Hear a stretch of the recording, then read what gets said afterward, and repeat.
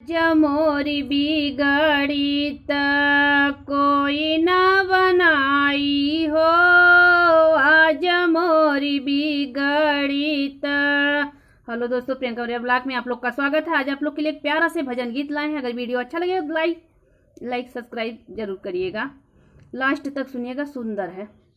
आज मोरी बिगड़ी त कोई ना बनाई हो, आज मोरी बिगड़ी त कोई ना बनाई हो, आज मोरी बिगड़ी त कोई ना बनाई हो।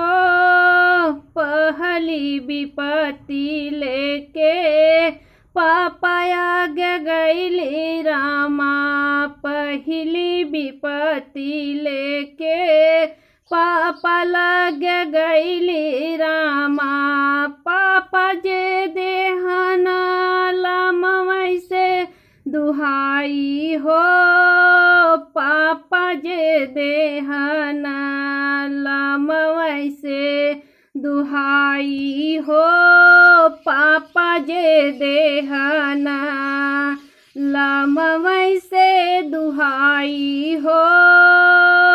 जनमे का साथी बेटी कर में कनाही हो, जनमे का साथी बेटी कर में कनाई हो। आज मोरी बिगड़ी त कोई ना बनाई हो, आज मोरी बिगड़ी त कोई ना बनाई हो, आज मोरी बिगड़ी त। दूसरी विपत्ति लेके चाचा लग गईली रामा, दूसरी विपत्ति लेके चाचा लग गईली रामा। चाचा जे देहना लाम वैसे दुहाई हो, चाचा जे देहना लाम वैसे दुहाई हो। जनमे का साथी बेटी कर में कनाही हो, जनमे का साथी बेटी कर में कनाई हो।